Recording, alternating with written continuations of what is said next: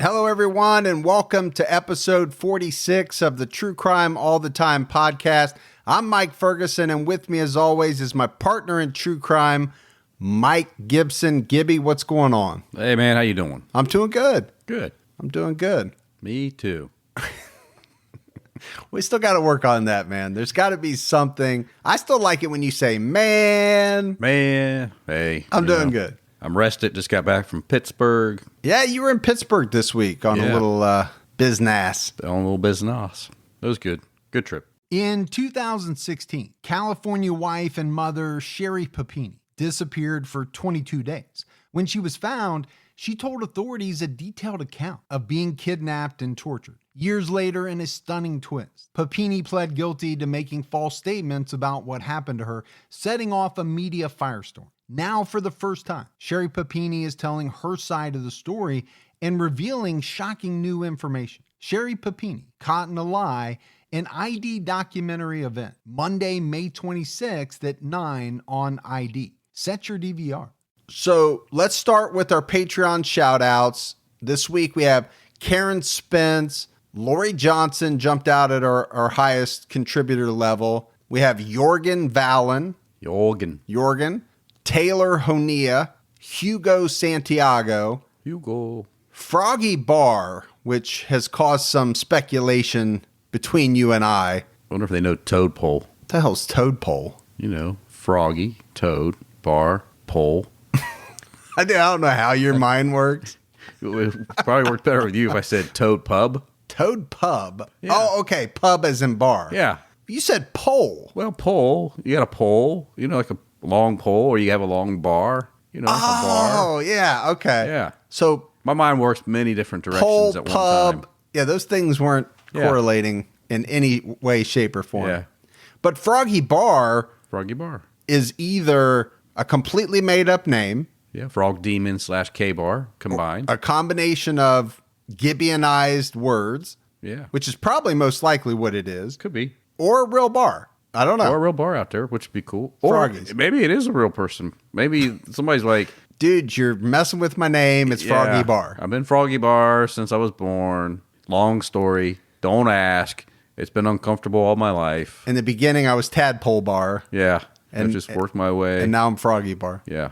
So we have Kristen Smith, Nicole Patterson, Emma Lamont jumped out at our highest contributor level as well. Karen Clyde, Samantha S jumped out at our highest level plus $1 because she just wanted to do a mic drop and walk off. Yeah. And she did. And she did. She did it. That's how she did it. She's been very active on social media. Got a lot of good case suggestions from her. So appreciate that. And then last but not least, we have Nancy Brooks. So want to give just a huge shout out to all of our new Patreon supporters. Thank you. As well as all the people that have continued to support us on Patreon.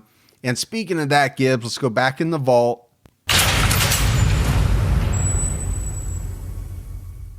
So this week we picked Jordan Solier. Easy for you to say. And I don't know if that's correct or not because, you know, back in the day when Jordan first became a Patreon supporter, I don't think we were saying last names at that point. I don't know. I can't remember when we started that. Yeah, I probably wasn't, giving you the pronunciation of those I know. names back then I to know. help you out. So, You weren't helping me to get them all right. right. But appreciate Jordan. Been with us a long time. It really means a lot. And then I've got to give a big shout out to Maggie Gibbs. She did a lot of great work on this episode. And so huge ups thanks to her. I think she hangs out at Froggy's Bar. She might hang out at Froggy's Bar. Yeah. So Gibbs, we got the new stickers are in with the new logo. Sharp. They look good.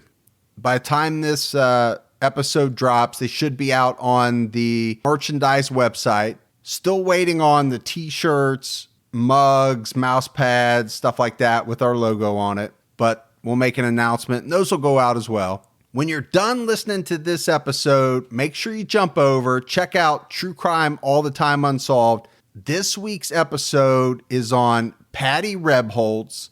This is a case that's pretty close to home. Not a hometown case, but down in Cincinnati. Yeah, it's a little south of us. 30, 40 minutes away. Not too far. Yeah. And Patty was a 15-year-old high school cheerleader back in the 60s when she disappeared. And then the case kind of unfolds from there, and, suspects and kind of all the things that we normally do with an unsolved case. Rolls kind of forward to more current events. To today. Yeah. Which a lot of them that we've been doing have. They've had activity that is current. These are not, they're cold cases, don't get me wrong, but they're not cold as in nothing has happened since. Active cold cases. Yeah, nothing has happened since the 60s or the 50s or whatever. All right, Gibbs, you ready to get into this episode of True Crime All the Time? Let's do it. Let's do it. It's David Berkowitz, son of Sam. Son of Sam. We've had a lot of requests for this one, and I like it. I think it's a fascinating case. David Berkowitz is going to get a whole bunch of different nicknames. We talk about nicknames a lot when it comes to, these type of killers. He's going to be called the 44 caliber killer. Eventually, he's going to be known as the son of Sam. That's the one that's going to stick for the rest of his days. Well, he probably ran out of 44 calibers. And had to go with son of Sam? Yeah. That makes total sense. I'm sure that's why they did it. That's probably what happened. But Berkowitz would ultimately murder 6 people in the New York City area during the 1976-77 time frame. So we're talking about bicentennial here, Gibbs. Yeah, we are. But what Berkowitz would do is, he would fill the city with a tremendous amount of fear, because we're talking about New York City, a big city with a killer on the loose with the MO that we're going to talk about that Berkowitz had.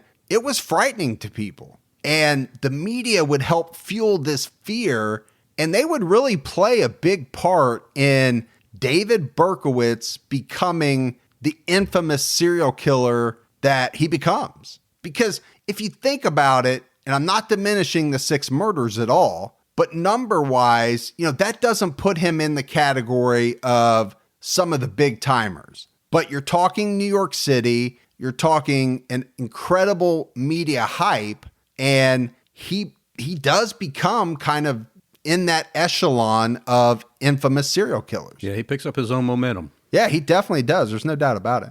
And because we're talking about New York, there's going to be some Seinfeld references. Of course. There always is when you're talking about New York killers. Right. They seem to have played off of that in a lot of episodes. We talked about that with Joel Rifkin, and there were some other killers as well. It's one man, and, could be anybody in the street, Everybody looks suspicious. You walk in the street and everybody looks suspicious. You're so scared. You say, maybe it's him, I wouldn't even let the car warm up anymore. I'd take right off. Did you used to sit in a car? Plenty of times. Me and her used to have our best conversations in a car. Not anymore. I won't stay in a car. I'm too worried. How about you? How do you feel about it? Well, now I'm, very frightened, especially that I have brown hair. I'm afraid to walk out at night. I used to, walk out and I wasn't afraid, but now that guy's loose. I thought about the 44 caliber killer every day since it happened. I go to beauty school up the block, and most of the girls are wearing their hair up because they're afraid of the 44 caliber killer. They wear it up. One thing that I really don't do anymore is sit in sports cars. So I like those series of clips, Gibbs, because it really gives you some great insight as to how the general public was feeling as this was going on. So I wanted to kind of start out with that as a primer for this case. But we first have to talk about David Berkowitz. He was born June 1st, 1953 in Brooklyn, New York, and he was born under the name Richard David Falco. His birth mother was a woman named Elizabeth Broder, and she grew up in a poor Jewish family, and she married an Italian-American man named Tony Falco in 1936. They were married for less than 4 years when he left Elizabeth for another woman. So you fast forward about 10 years, and Elizabeth Broder is dating a married man by the name of Joseph Kleinman. And she actually dated this guy for about 3 years, I believe. But she became pregnant, and she had the child and gave the child the name of her previous husband that she hadn't been married to for 12, 13 years. So this is how David Berkowitz was born Richard David Falco. Now, I think there's a lot of reasons why she would have wanted to give him this name, none of them probably having to do with the fact that she had any type of strong feelings for this Falco guy, right? She hadn't been with him for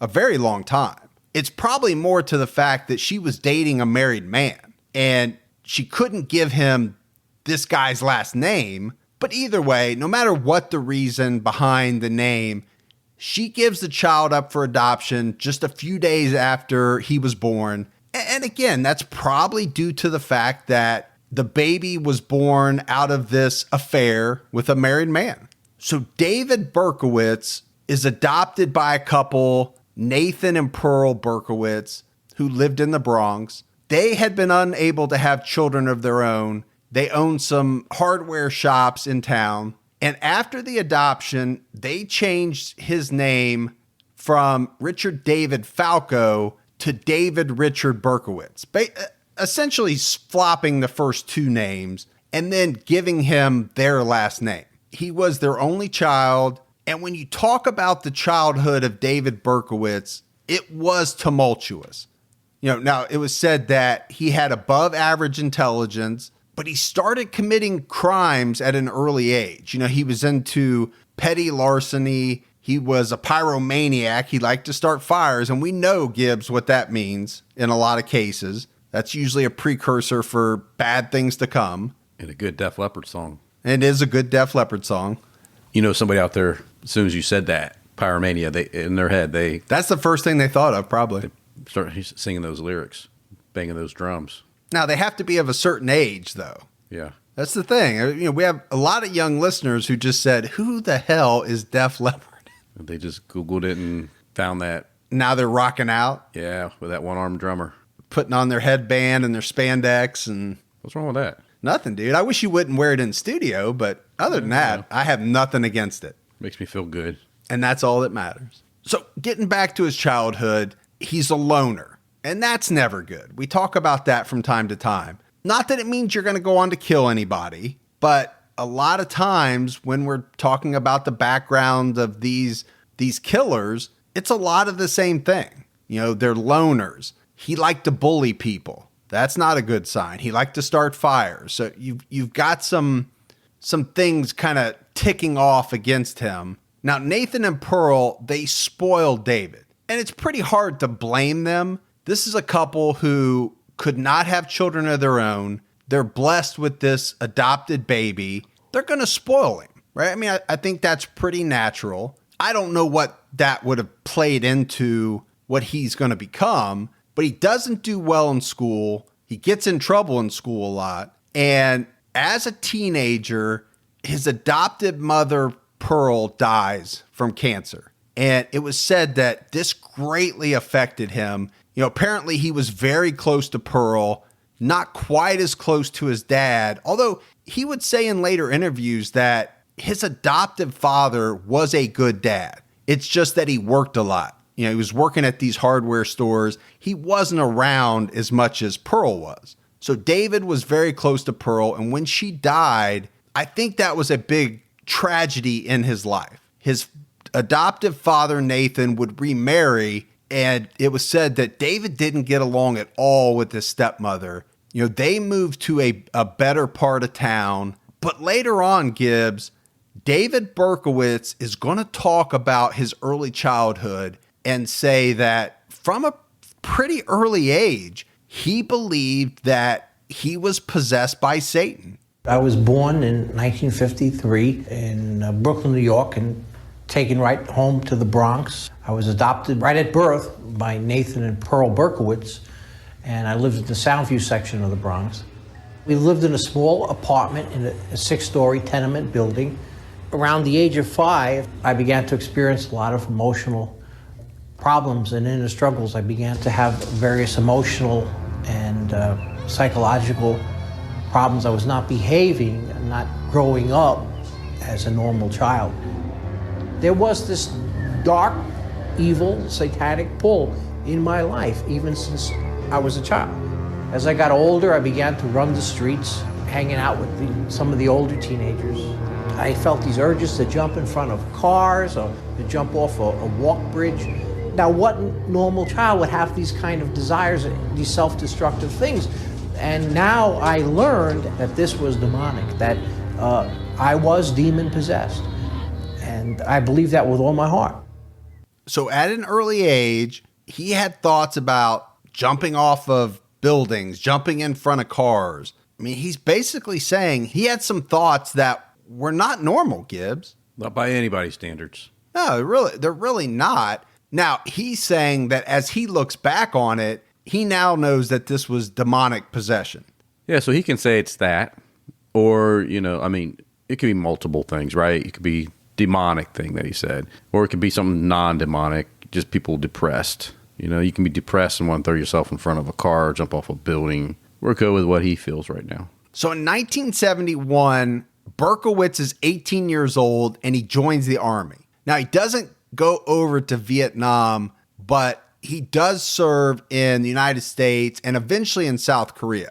And one thing, probably the only important thing about his time in the military, was that it was later said that he was a very proficient marksman. So he was good with his weapon. He was a good shot. Yeah. And that's going to come back into play. Well, we taught him. The U.S. Army taught him how to shoot. Right. He was honorably discharged in 1974. And, again, Gibbs, you and I talk about, in a lot of cases, these people being in the military. But I didn't see in any of the research where Berkowitz had a lot of issues in the military. I actually think he served well. I think he did well there. And after getting out of the Army, he goes back home to New York. And one of the things that he does is he finds his birth mother, Elizabeth. He meets with her a couple of times and he learns some things about himself. He learns that he was born out of wedlock. And we're talking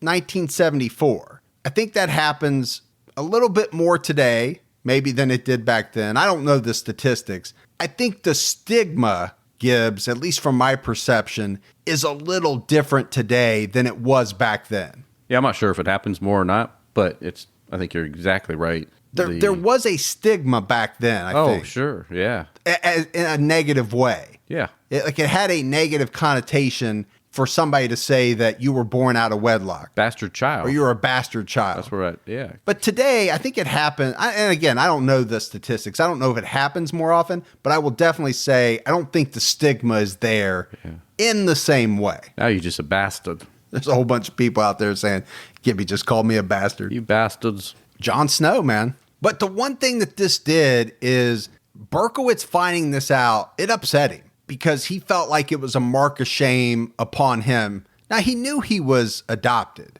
but finding out that he was born out of wedlock prior to the adoption, I guess kind of made him feel a certain way. Well, I'm sure it made him feel a certain way about his mom as well. Well, it did because, he kind of ends up not talking to her anymore after finding this out. But he did keep in contact with one of his half-sisters named Rosalind. But it's around this same time that Berkowitz starts meeting people that were involved in the occult. And he would develop a fascination with this. You heard him talk about the fact that he believed he was having some strange feelings as a very young child. But now as an adult, he's actually willingly getting into some of this occult type stuff. And what he would later say was that this helped him fill some type of void that he felt, and that he would actually surrender his soul to the devil. I mean, those were his words. Yikes. To fill this void.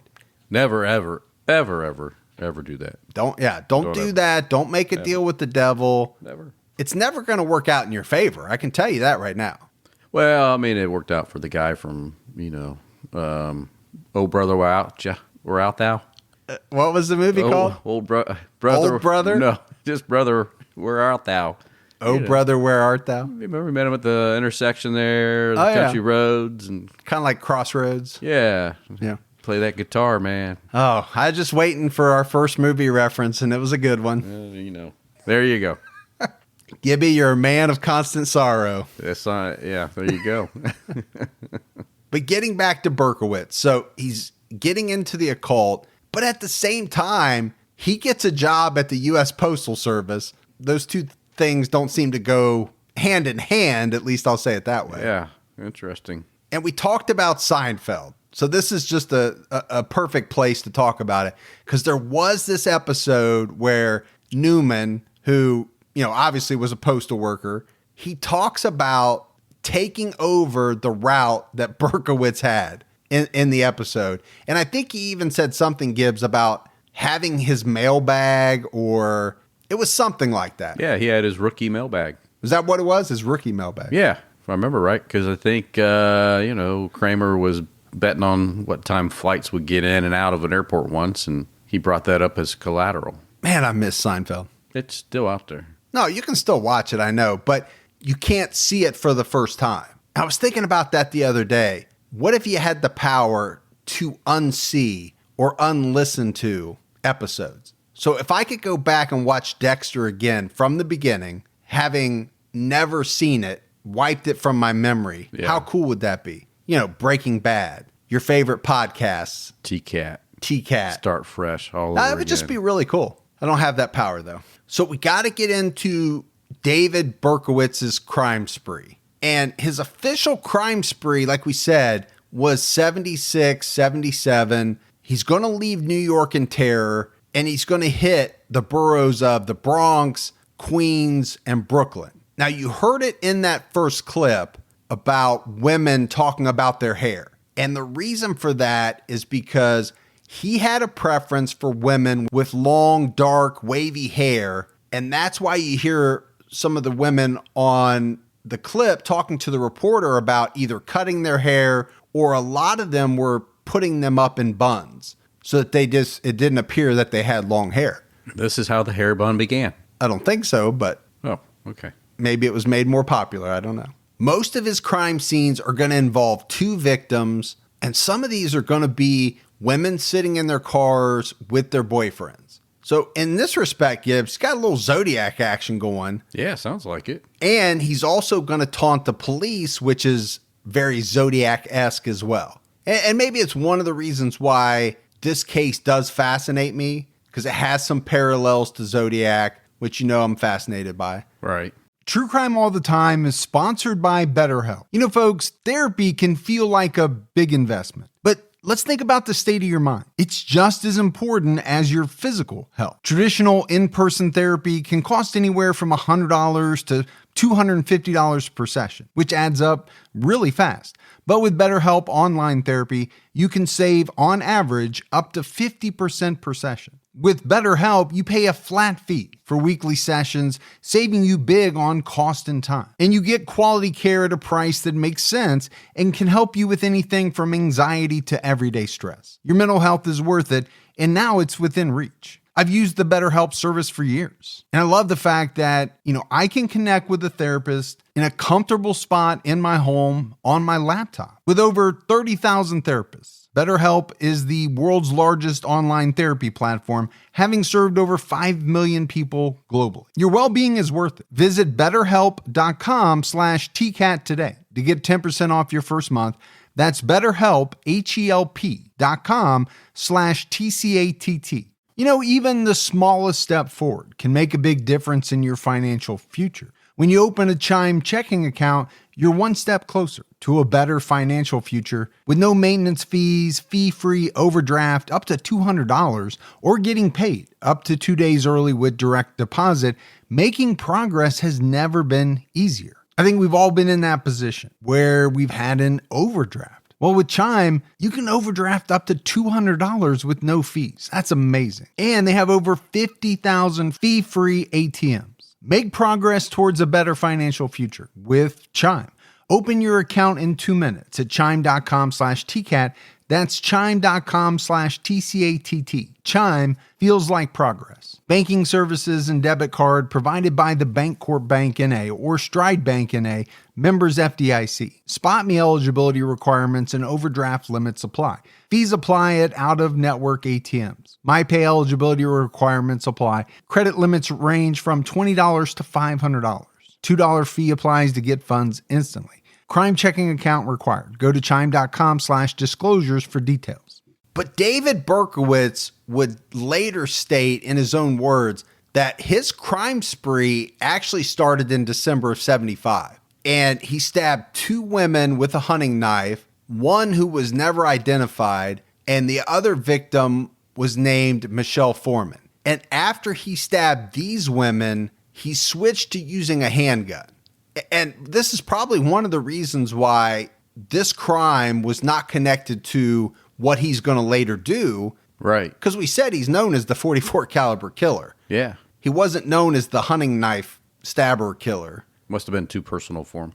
You know, if it was his very first kill, which by his own words, it was. It's going to be more personal, right? I mean, there's no doubt about it. You're pushing pressure to cut through something versus just pulling a trigger. You're basically almost touching the victim. Oh, you and in are. some cases you are. By the time you thrush through, yeah. He didn't like how personal it was. And I'm speculating. We're speculating. Of course we are. But he does switch to using a handgun, so there's a reason for it. Yeah. So like we said, he's not connected at all to these crimes, but soon after he committed these 2 murders, he moves to an apartment in Yonkers, which is just a little bit north of the New York City border. Yonkers. Just fun to say. Yonkers. It is a fun word to say, Yonkers. So the first 44 caliber killer shooting happened in the Pelham Bay area of the Bronx on July 29th, 1976 at about 1:10 a.m. This is where I thought, Gibbs, you might talk about the taking of Pelham 123. Yeah, I was going to let that just ride. Oh, you're just going to let it slide? Yeah. All right. So we have 18-year-old Donna Loria and her friend, 19-year-old Jody Valenti, and they're sitting inside an Oldsmobile that belongs to Jody. They're sitting in the car. They're talking about the night, because remember, this is 1:10 in the morning. They're talking about the night that they just had. They'd been out dancing at a local disco called Peach Trees. And as Donna opens the door to exit the vehicle, she sees a man coming towards the car very quickly. And she's shocked to see that this man's trying to sneak up on him. 2 women alone sitting in a car. She says something along the lines of, you know, what's this? What's going on? What do you want? And very quickly, the man pulls out a pistol from a paper bag, crouched down. He braced one elbow on his knee, got in like a shooting stance. You know, if you can picture that, where you, like in the old days where you crouch down and. Yeah, like a marksman's stance. Yeah. Yeah. So he does that and he fires. Donna's hit with a bullet, killing her instantly. He then turns his attention to Jody, shoots her in the thigh. He fires a 3rd bullet, which doesn't hit anything. And just like that, Berkowitz walks away from the scene quickly without ever having said a word. Now, luckily, Jody would survive this shooting. And this is where, you know, some of the information obviously comes from about what Donna said, about what they were talking about, all that stuff. She would go on to say that she did get a look at the killer, didn't know who it was, had never seen him before. The description that she would give was of a white male in his 30s, about 5'9", 160 pounds. He had short, dark, curly hair. And there were a couple of other people that would give this same description of a man that they witnessed near the scene. Donna's father, looking out the window, would actually see this man sitting in a yellow car, be able to give this very same description. And there were some neighbors that also said that they saw a small yellow car kind of driving around or trolling around the neighborhood, Gibbs, I guess is what you'd have to call it, hours before the shooting happened. The next shooting would occur on October 23rd, 1976 in Brown Park, which is in Flushing, Queens. And this would be another shooting in a secluded residential area. 20-year-old Carl De Niro and 18-year-old Rosemary Keenan were parked in Carl's car when all of a sudden the window shattered. And you have to picture this scene, Gibbs. I mean, you'd be shitting yourself if all of a sudden a shot just rang out and tore through your window. Well, so yeah, most people probably would. I know, not you, because you would be calm and collected. Yeah, I do have that skill set. Yeah. You have a very specific skill set like Liam Neeson in Taken. I do. For anybody out there that wants to picture what Gibby's like in real life, just picture Liam Neeson in Taken, and that's all you need to know. But Carl, I mean, he does something kind of amazing. he gets his wits about him very quickly, and he starts the car and he takes off because he doesn't know what's going on. All he knows is that the window has exploded. And he's out. Yeah, he's gone. Starts the car, peels out, I bet, and gets the heck out of Dodge. Probably could peel out back then. Had some horsepower back then. Yeah, back with the cars, in those days. Couldn't peel out today. Taking the fun out of everything, man. Oh, yeah. Well, you could if you had a big-time car, but not most cars that we have. So like I said, Carl takes off. I'm not even sure at that point that he knew that it was a gunshot, that it had caused it. All he knew was that the window had shattered. But what Carl's going to figure out is that he's bleeding profusely from a head wound. But I think shock, panic, whatever you want to call it, Gibbs, he's on autopilot. Like he's just in shock and he doesn't really realize what's going on. He just knows he's got to get out. Rosemary was only hurt by the shattered glass. She wasn't actually shot. But Carl ends up with a metal plate in his head.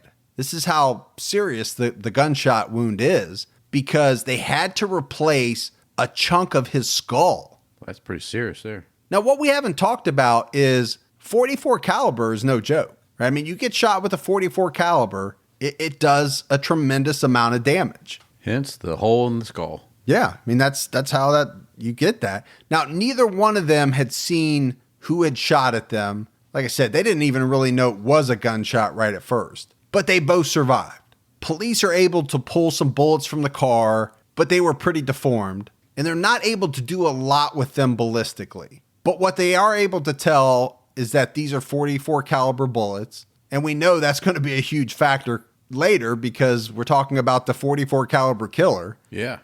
Now, one thing we haven't talked about is Carl. Carl had long hair for a guy, and police would actually theorize in the beginning that the 44 caliber killer may have mistaken Carl for a woman because of the long hair. Should have wore it on a bun. Then he could have set the man bun trend early. Man bun. Yeah, man bun. I wish I had enough hair to do a man bun. You wouldn't want a man bun. I'd wear it if I had enough hair. I don't give a shit. Now, Rosemary's father was a police detective with the NYPD. So just based on that, you know that they looked into this big time. Oh, yeah. A police officer or detective's daughter is shot at, that's going to ratchet it up a little bit. It's going to get some extra attention. Yep. But there's really not much to work with. They don't come up with any motive. There's nobody that has a beef with Carl or Rosemary that they can think of. I mean, after all, this is random. We know it's random. The police don't know that. But so there's not a lot that they're going to have to work with. Now, there are some similarities between the two shootings, but not enough to where the police are able to make a connection at this point. And one of the reasons for that is because each of the first two shootings happened in a different borough. And we're talking about New York City here. We're not talking about small town USA where you would put something together very quickly. Yeah, I mean, heavy populated areas for sure. Well, and how many shootings happened in the 1970s? Probably a lot, especially in different boroughs around the city. Yeah, it'd be difficult to tie them together. Yeah, it really would. And even back then, I mean, the boroughs didn't really like each other. So a lot of the detectives from one borough, they didn't feel too compelled to help detectives from another borough.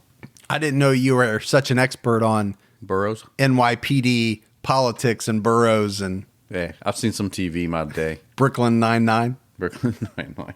So now we jump up to November 27th, 1976. 16-year-old Donna DeMasi and 18-year-old Joanne Lamino were walking home late at night. They had just come back from seeing a movie, and they were sitting on Joanne's porch in Queens when a strange man walked up to them and asked for directions. He was wearing military fatigues, and it was said that he was using a very strange, very high-pitched voice and says, "Can you tell me how to get to?" And when he got to that point, Gibbs, he whipped out a gun, shot each of the teens once, and they fell to the ground. As they were on the ground, he stood over them and shot some more. Now, we're talking about, again, a residential area. There's neighbors all around. A neighbor hears the gunshots, goes outside to see what's going on. and the neighbor would report that they saw a blonde man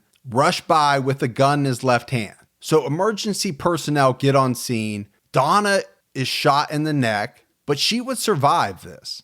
Joanne was hit in the back, and she would survive the shooting as well, but she would end up as a paraplegic. So unbelievably fortunate that these two girls are shot the way they were, and both of them survived. Very lucky. A few months go by with no new shootings until January 30th of 1977. So we're into the new year. 26-year-old Christine Freund and her fiance, 30-year-old John Deal, they're sitting in John's car in Queens. They're getting ready to go to a dance, but they had just come from watching Rocky. So this really kind of puts the time frame in perspective, right? Late 70s, Rocky had just come out. Yo, Adrian. It kind of tells you how old this case is, above and beyond just giving you the years, right? This was the year that Rocky had come out. It was also the same year that Star Wars came out, I believe. Really? 77? I'm pretty sure. Somebody will correct me if I'm wrong. I think you're right. I know it was somewhere right around there. Yeah. Luke. So you said, yo, Adrian and Luke. Luke. The shooting happened around 12:40 a.m., and as the shots were fired inside of John's car, he does something very similar to what Carl did. He drives away, which is very smart, right? You got to get the hell away. But he drives away in a panic to try to get some help. Now, he was able to do this because he suffered only minor injuries. But Christine was not that lucky. She was hit twice, and she died a few hours later in the hospital. Now, this is going to be the first case, as police are investigating, where they're putting together the similarities of these other shootings. You've got 44 caliber bullets at the scene. One of the victims is a young woman with long dark hair. And so at this point, they create a special task force to hunt down what they're calling the 44 caliber killer. So 2 months later, on March 8th, 1977, around 7:30 p.m., college student Virginia Voskerichian, she's 19 years old, she's a student at Columbia University, is walking home when she was attacked by a man armed with a gun. And Voskerichian only lived about a block away from where John and Christine had been shot. She tried to defend herself in any way that she could. And Gibbs, it was said that she even lifted her textbooks to try to stop the bullets. Well, I don't know. I mean, textbooks were pretty thick. They are. I mean, but you have to give her credit. She was trying everything. I mean, if anything, I would thought that it would slow them down at least, slow down and change the velocity. But it didn't. I mean, it ripped through these textbooks. Again, I don't know how many she had. I don't know how thick they were. But the bullet ripped through the textbook, struck her in the head, and killed her. This tells you how powerful that 44 is. Yeah. No, it really would. If we're talking about a 22, maybe. Maybe it stops it. Maybe it redirects it. Maybe it slows it down enough. I don't know. Not long after the shooting, there's a man that lives in the neighborhood, is walking down the street where Virginia lived, and he would later say that he ran into a person that he described as a teen boy, short, husky, wearing a sweater, a cap, and jogging away from the scene of the crime. He would also say that as this teen boy got close to him, he pulled this cap down over his face and said, "Oh, Jesus," as he kind of ran by, bumped into this guy. And this wasn't the only witness to have claimed to seen this teen boy. There was a few other people that claimed to have seen this very same teen boy as well. But then you had other witnesses that would come forward and give a description that was much more like David Berkowitz, and said that they saw this man hanging out in a different area about an hour before the shooting happened. So you got some conflicting, information at first about this one. And what the media would run with was the info that the police had, which was that a husky teen boy was the suspect in this murder. Husky. I was a husky boy in elementary school. I was a little husky myself. I actually wore huskies. You know what Huskies are? Yeah. I bet you wore some Dr. Denton's too. I don't know what those are. I wore Husky jeans from Sears back in the day. Yeah. A little fun fact. Well, it was the 50s, so. It was not the fit. What's wrong with you, man? That's back when they didn't even have like a Sears store. You had to get all the shit out of the catalog. We'll wait for the postman on the horse to bring it. Oh, I like giving you a hard time, man. You know, my wife and I do a lot of shopping online, and we always use Rakuten. Rakuten is the smartest way to save money when you shop because you earn cash back at over 3,500 stores. We're talking fashion, beauty, electronics, home essentials, travel, dining, concert tickets, and more. Your favorite stores like Macy's, Nike, Sephora, Dyson, and Lowe's. And that's just to name a few. Pay Rakuten to send them shoppers. And Rakuten then passes on a part of that payment to its members as cashback. Cashback is deposited directly into your PayPal account, or Rakuten can send you a check. You can even maximize your savings by stacking cash back on top of other deals, like store sales and coupons. You're already shopping at your favorite stores. Why not save while you're doing it? It really is a no-brainer. Membership is free, and it's easy to sign up. Get the Rakuten app now and join the 17 million members who are already saving. Cashback rates change daily. See Rakuten.com for details. That's Rakuten. Your cash back really adds up. Hey folks, see if you've ever had this problem. You're trying to eat a little healthier, but you're in the grocery store aisle, you're looking at packaging, nutrition labels, and they're so confusing, you don't know what's good for you and what's not.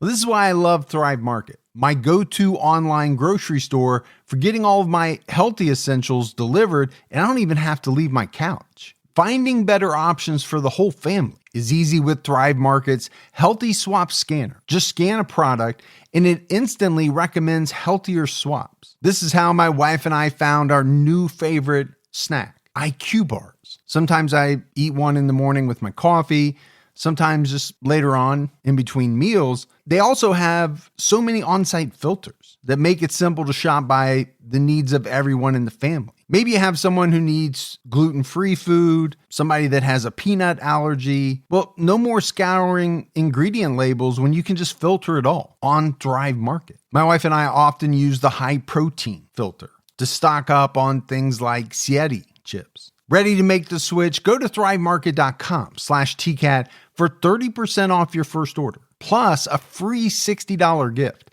That's THRIVE market.com/TCATT, thrivemarket.com/TCAT. So the mayor of New York City, Abraham Bean, along with the New York Police Department, they would hold a press conference in March of 77 to announce that it was a .44 caliber gun that killed the first victim in 76 and had also killed this latest victim as well. It was at this press conference, Gibbs, that they were basically establishing a connection between some of these crimes. And of course, the media is going nuts with the information on these crimes.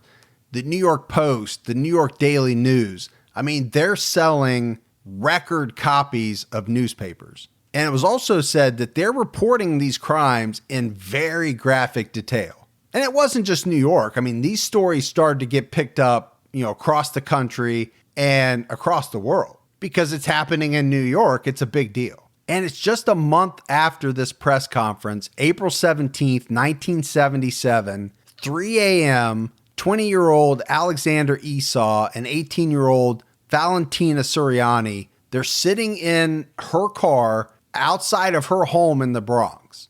And this would be just a few blocks from where the very first shooting occurred. Alexander and Valentina were shot twice apiece. She died immediately, and Alexander would die a few hours later in the hospital. So the gun matches up to previous shootings. Yeah, police are able to match the gun. It's a .44 caliber. At this point, they know, right? I mean, they don't know, but they're pretty sure that it's the same person carrying out all these killings and all these shootings. But it gets better now because now they're actually finding a handwritten note from him. Well, from the killer. Yeah, and this is where I mentioned Gibbs. This gets into the area of Zodiac type stuff. They find this letter near the bodies. It's a handwritten letter, mostly in block capital letters with a few lowercase letters. It's addressed very specifically to NYPD Captain Joseph Borelli. And it's in this letter that Berkowitz, for the very first time, uses the name Son of Sam. So it's a big deal. It's a huge deal. Because up until now, all of the papers, the police, everyone's been calling this killer the .44 caliber killer. But from this point forward, everybody's going to know the killer as the Son of Sam. Now, the entire letter was not let out, but some of it was shared with the press. And it read, "I am deeply hurt by you calling me a woman hater. I am not, but I am a monster. I'm the Son of Sam. I'm a little brat. When Father Sam gets drunk, he gets mean. He beats our family. Sometimes he ties me up to the back of the house. Other times he locks me in the garage. Sam loves to drink blood. Go out and kills, commands Father Sam. Behind our house some rest. Mostly young, raped and slaughtered, their blood drained, just bones now. Pap Sam keeps me locked in the attic too. I can't get out, but I look out the attic window and watch the world go by. I feel like an outsider. I'm on a different wavelength than everybody else, programmed to kill. However, to stop me, you must kill me. Attention all police. Shoot me first, shoot to kill, or else keep out of my way or you will die. Papa Sam is old now. He needs some blood to preserve his youth. He has too many heart attacks. Ugh, me hoot. It hurts, sonny boy. I miss my pretty princess most of all. She's resting in Our Lady's house, but I'll see her soon. I am the monster, Beelzebub, the chubby behemoth. I love to hunt, prowling the streets looking for fair game, tasty meat. The women of Queens are prettiest of all. I must be the water they drink. I live for the hunt, my life. Blood for Papa. Mr. Borelli, sir, I don't want to kill any more. No, sir. No more, but I must. Honor thy father. I want to make love to the world. I love people. I don't belong on earth. Return me to Yahoos. To the people of Queens, I love you. And I want to wish all of you a happy Easter. May God bless you in this life and in the next. And for now, I say goodbye and good night. Police, let me haunt you with these words. I'll be back. I'll be back. Yours in murder, Mr. Monster. All right, so that was kind of a mouthful there, Gibbs. It sure was. I thought it was important to read the whole thing because, now, first of all, there's a whole bunch of misspellings going on. I had to, I tried to read it as close to how it was written as possible, but there's so many misspellings, I had to just correct them and read them as I think he meant the word to say. But you got to break this thing down. I mean, it's all over the map.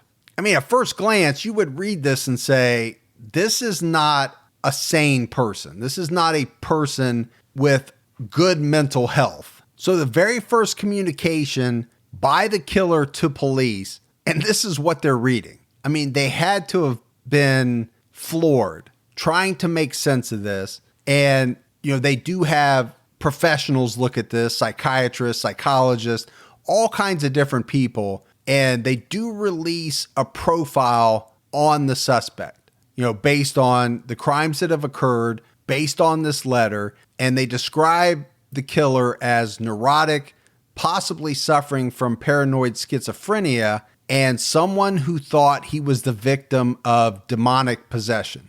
Well, spot on. Yeah, they kind of nailed it pretty accurately, I think. But you can imagine the part of this that went out in the media, in the paper, what it did to the public. Oh my gosh, it had to freak everybody out. Because the killings were bad enough. Now you hear any of this, any part of this, and you say, this is a madman. We got a madman on the loose. We just don't have a killer. We have somebody that's unhinged. They've come unhinged from reality. But the Son of Sam doesn't stop with the communication. On May 30th, 1977, Jimmy Breslin of the Daily News gets a letter from someone who claims to be the .44 caliber killer. It's postmarked from New Jersey. On the back of the envelope, in 4 neat lines, was written, "Blood and family, darkness and death, absolute depravity, and 44 caliber. It was actually just .44, but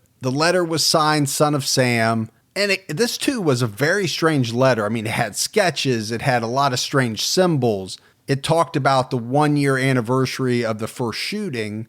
But this letter was a little more intelligent sounding than the letter that we just talked about, the first letter. So much so that police thought it was probably created by somebody completely different. And actually somebody that had a background in either communications or art or, actually Jimmy Breslin would say that the letter was written so well that this guy could have been a newspaper columnist. So the newspaper does publish the letter about a week after they got it. Now they withhold some parts. And when they publish it, they tell the killer, hey, turn yourself in. There were tips pouring into the police, but nothing really helpful in allowing them to identify the 44 caliber killer, the Son of Sam. But like we talked about, you've got women all over New York in pure panic. Sure. I mean, cutting their hair, dyeing their hair, wearing wigs, wearing it up in buns. I mean, they're doing anything they can to not look like they have long dark hair. They don't want to be a victim, man. The killer has taunted authorities by writing 2 letters. Police are convinced the letters are real. Both were signed Son of Sam.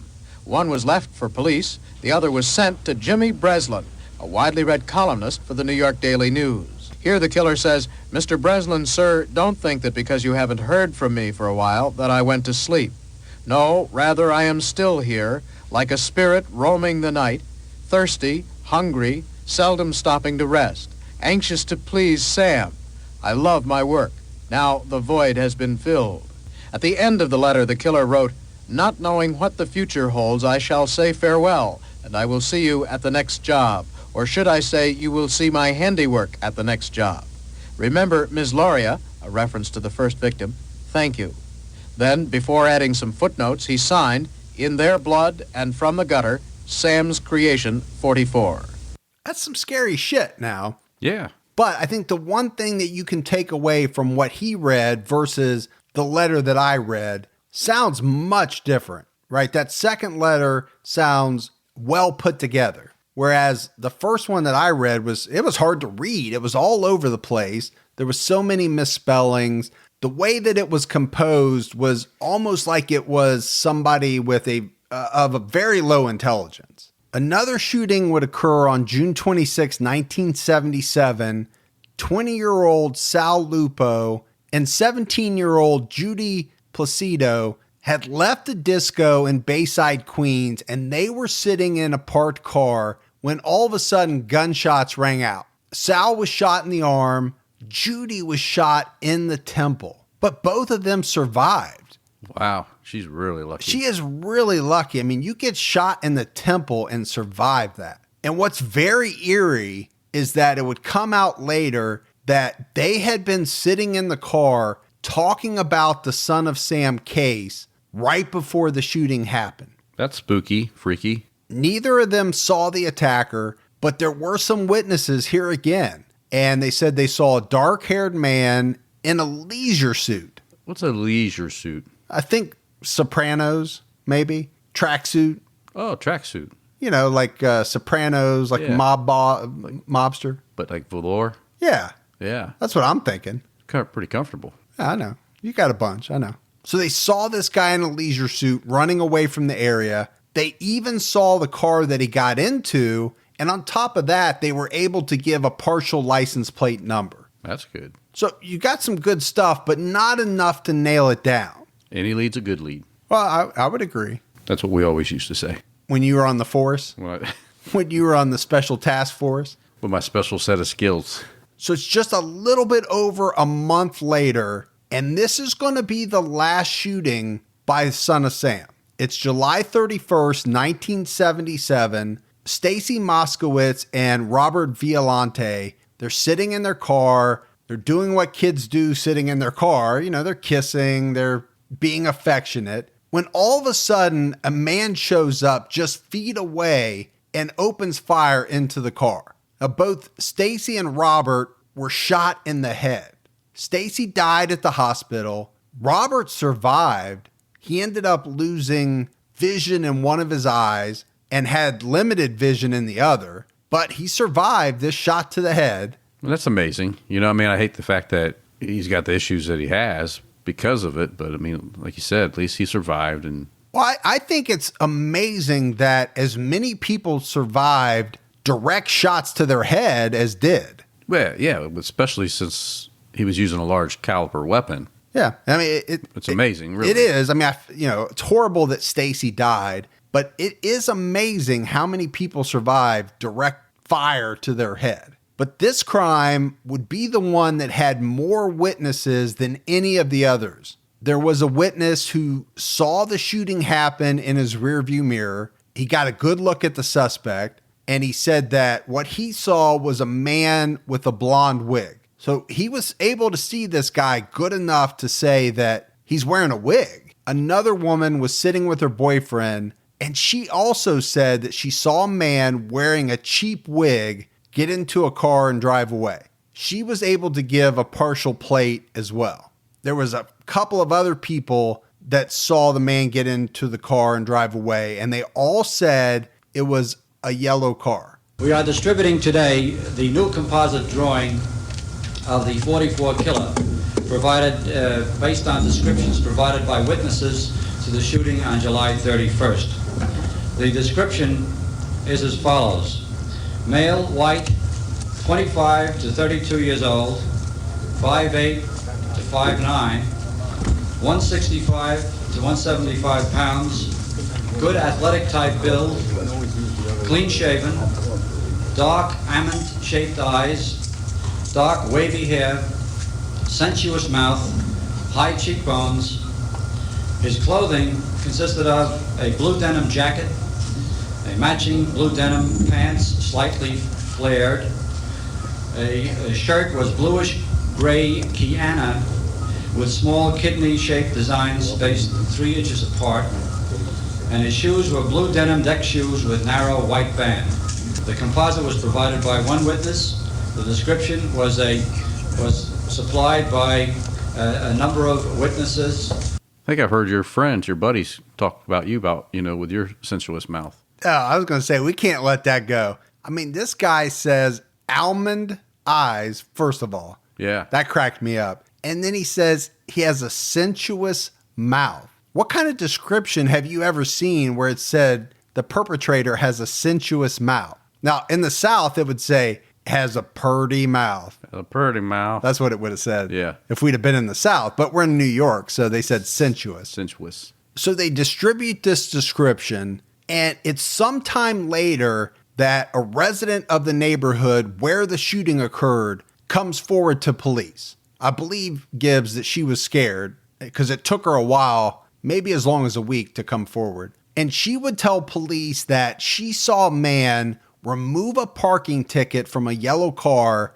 before he got in and sped off. There was another man that says that he saw a yellow car speed through the intersection without its lights on. He followed the car for a little bit and eventually lost it. So because of all these eyewitnesses, talking about the yellow car, and then specifically this woman mentioning the fact that she saw the guy remove a speeding ticket, this led police to start focusing on owners of yellow cars and then also focusing on any police tickets that were given that night. And one name that came out on that list was David Berkowitz. Berkowitz had a yellow car that matched the description, but at first, police were seeing him as a witness possibly to the crime, more so than a suspect. And it's on August 10th, 1977, that police catch up with Berkowitz's car, and they decide to search his car. They find a rifle,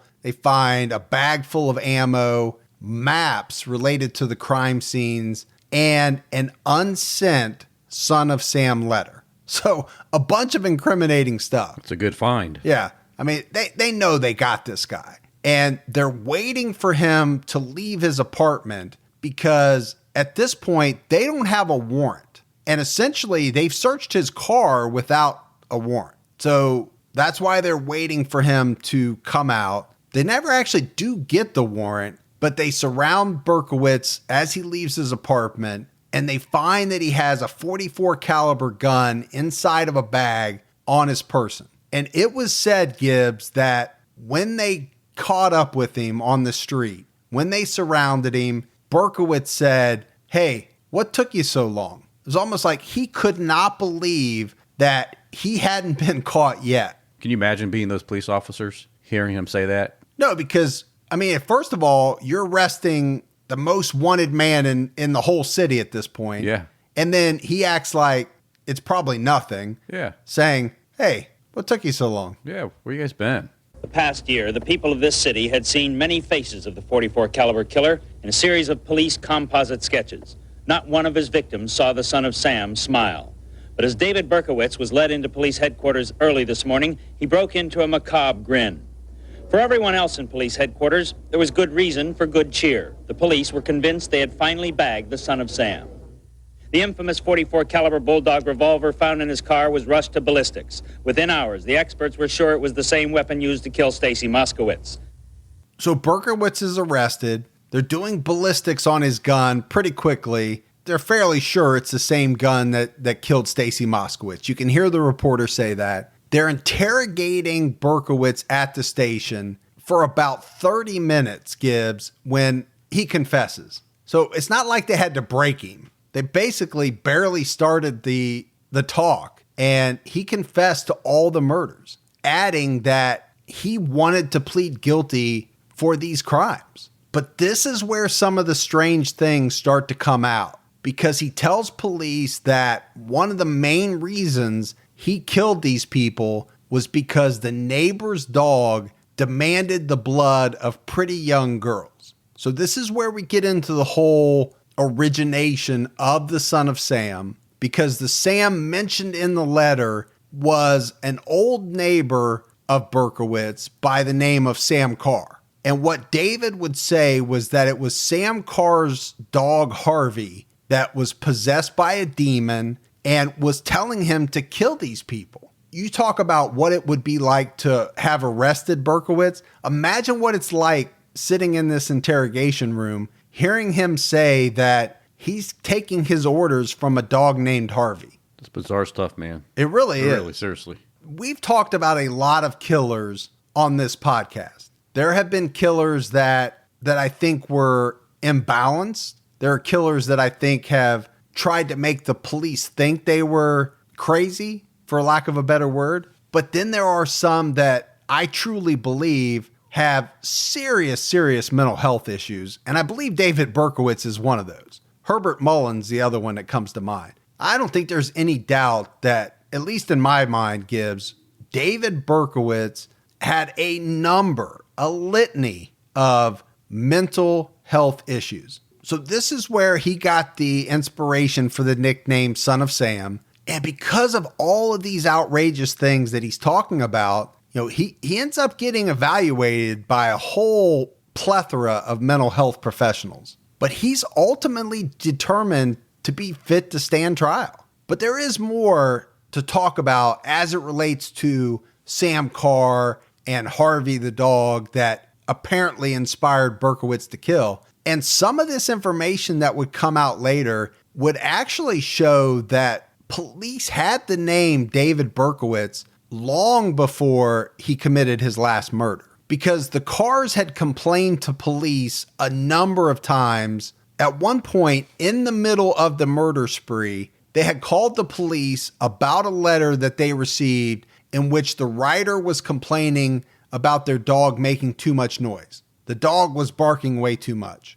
Now, it wasn't signed. They didn't know it was from David Berkowitz at this point. Then they got a second letter that read, "I have asked you kindly to stop that dog from howling all day long, yet he continues to do so. I pleaded with you. I told you how this is destroying my family. We have no peace, no rest. Now I know what kind of person you are and what kind of family you are. You are cruel and inconsiderate. You have no love for any other human beings. You're selfish, Mr. Carr. My life is destroyed now. I have nothing to lose anymore. I can see that there shall be no peace in my life or my family's life until I end yours.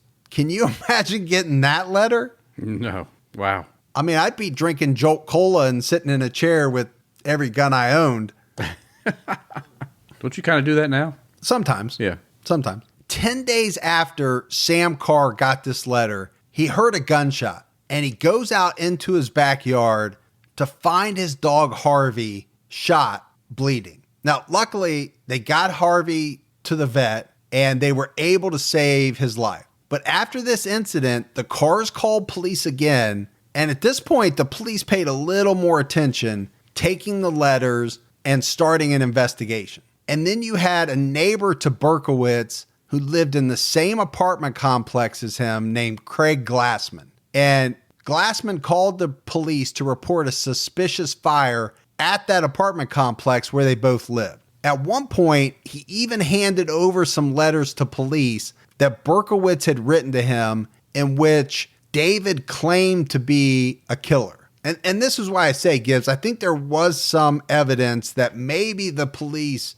could have had some information on Berkowitz earlier. But again, like we talked about, how easy was it for them to put it all together? You know, this guy saying he's a killer, can they really match it up with the fact that he could have been the .44 caliber killer? Maybe a little tougher. But eventually, later on, police would match the handwriting of these letters that Glassman received to the letters that the Carrs received, as well as all the letters written by Son of Sam. So, I mean, you know, it's conclusive in the end, but they don't put it together prior to or in time to stop any of the murders. Right. And I'm not sure they could have. Well, I shouldn't say that. They probably could have. I don't know how logical it would be to assume that this is something that they should have done. Let's put it that way. So not long after David Berkowitz is arrested, you can imagine the media coverage that went out knowing that police had found and captured Son of Sam. But there was this fear that he was going to be able to sell his story to a writer, a filmmaker, or somebody and make a ton of money. And this is when the state legislature of New York passed a statute that said that he could not profit from his story, from his crimes. Which is good. And this is some of the laws that are still used today, and they're called the Son of Sam laws. And they're good laws, right? This is what keeps people from committing these unbelievable acts and then writing a book about it and making millions of dollars. Listen to one of David's coworkers' reaction when asked by a reporter about the fact that Berkowitz has been identified as Son of Sam. We worked together for about 2 or 3 months, and we sat and had coffee together, and he did a lot of talking mostly about he liked to go fishing, and he did a lot of reading. He liked to read, I think mostly novels, and the only thing he ever said about the Son of Sam was that he advised one girl to put her hair up in a bun, that she shouldn't wear long hair because that's what Son of Sam was after, girls with long hair, long brown hair. And that's about it. He actually advised one of the girls he was working with that she should wear her hair up? Right. He told her to wear her hair up, that Sam is going after girls with long hair, long brown hair. So he was just being a good citizen at that point, Gibbs. Yeah. Trying to give some good advice. Helping people out. Imagine what it would be like if you were coworkers with this type of individual. I mean, that would be like me finding out that you were a closeted serial killer. With like a K-bar knife that right. traveled the country in the past. And imagine all the stories that I would be able to tell when interviewed by reporters. Hell, I'd be on Good Morning America. I'd make the whole circuit. They'd be like, remember when he was on a podcast and he would talk about where he went with his weapon and we just laughed about it. And oh, I should make fun of that, man. Makes people excited about seeing me at CrimeCon. It does.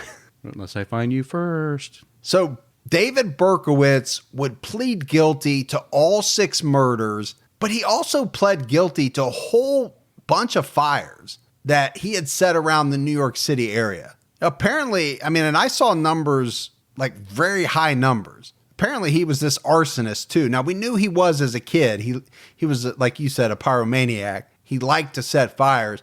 But I guess that extended into adulthood as well, because he was setting fires all over the city. Berkowitz was brought to court in an armored van for his own safety. Inside, in a unique proceeding, 3 judges from 3 different boroughs of New York City shuttled through a single courtroom to hear Berkowitz plead guilty to 6 Son of Sam murders. Berkowitz spoke without emotion. At one point he said quietly, "I'm an excellent shot." Relatives of the victim were there, the mother of the last victim, Stacy Moskowitz, her father and young sister, Donna DeMasi, who survived an attack, still wearing a neck brace where the bullet hit, and the parents of the killer's first victim, Donna Lauria. As Berkowitz answered questions about the shooting, Jerry Moskowitz sagged, leaning his head against the courtroom wall. His surviving daughter, Ricky, wept. And there was one surprise, an accusation that Berkowitz was also an arsonist. A prosecutor said Berkowitz kept a diary logging 2,000 fires he claimed to have set in the years before his capture.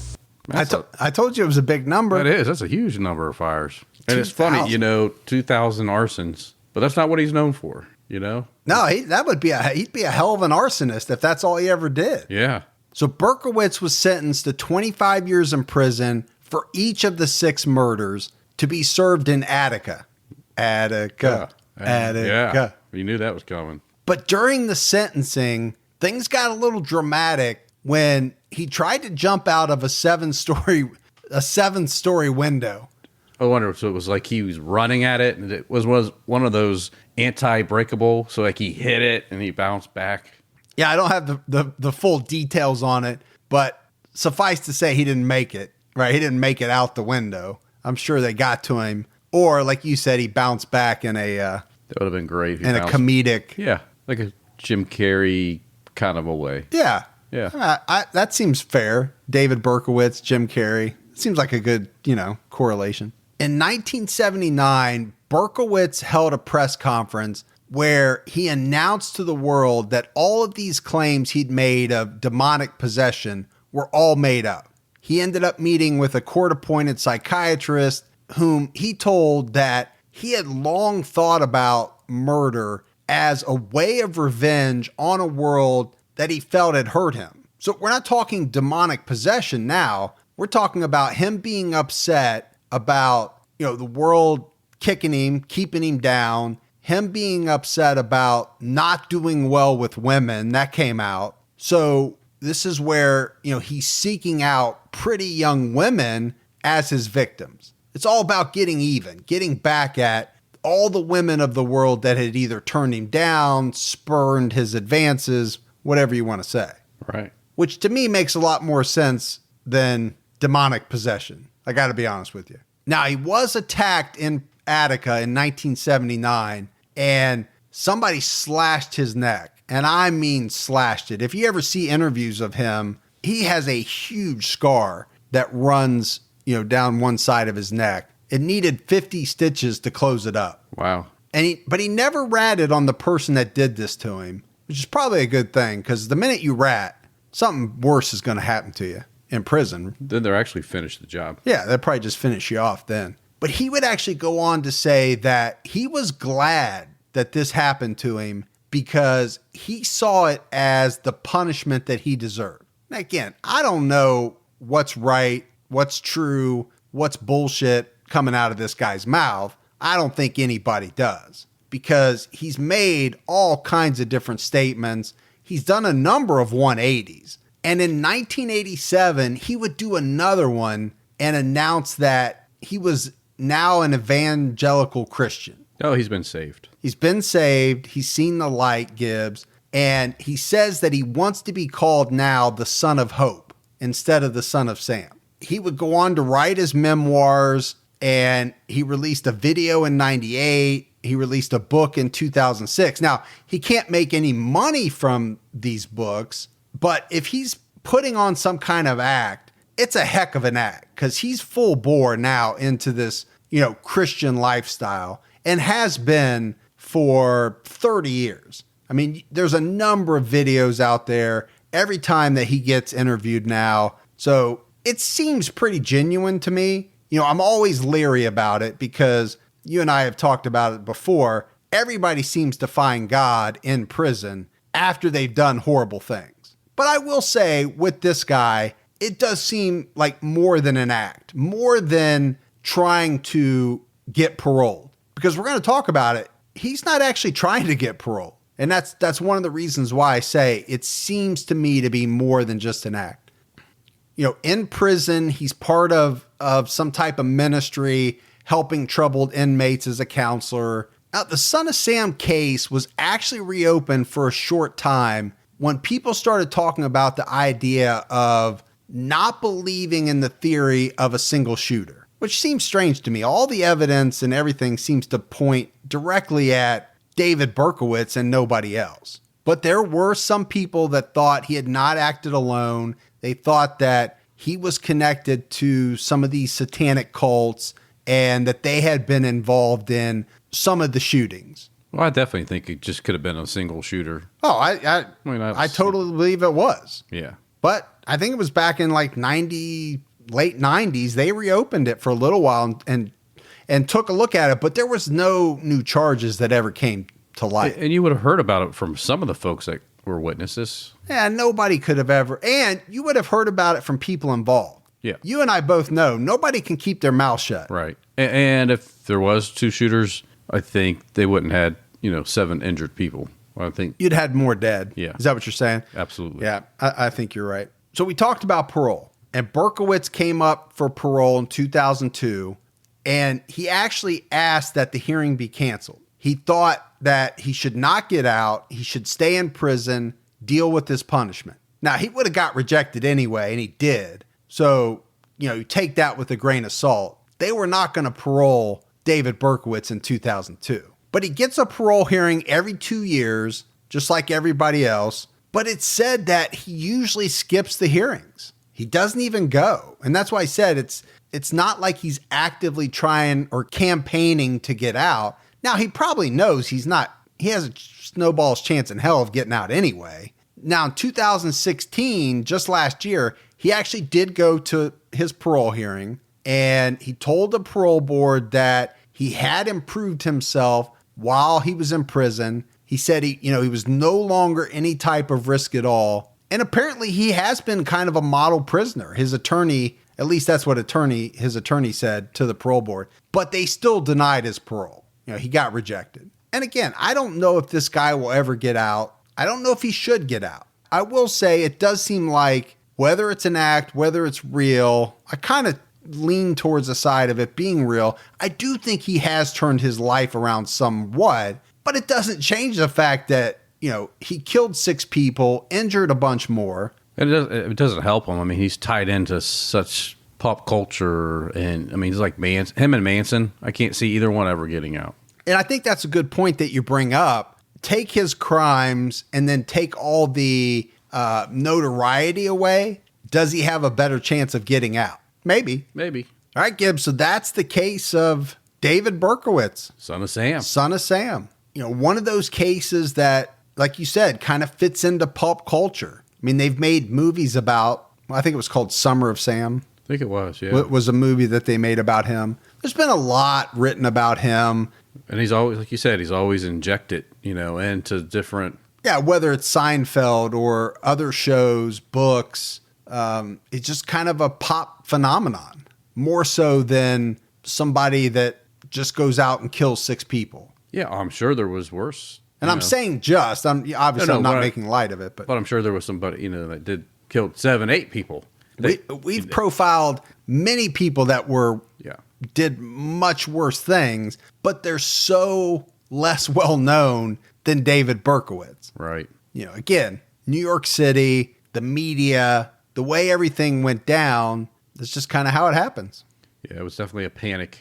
Yeah, the panic it caused. So that's another episode of True Crime All the Time. So for Mike and Gibby, stay safe and keep your own time ticking.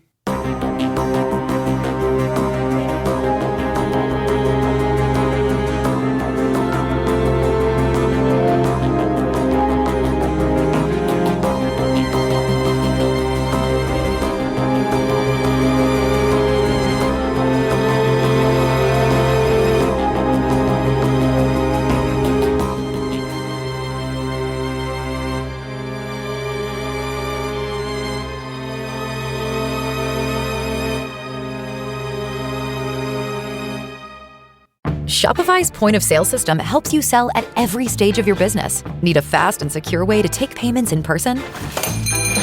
We've got you covered. How about card readers you can rely on anywhere you sell?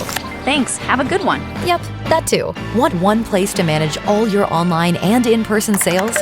That's kind of our thing. Wherever you sell, businesses that grow with Shopify. Sign up for your $1 a month trial at shopify.com/listen. Shopify.com/listen.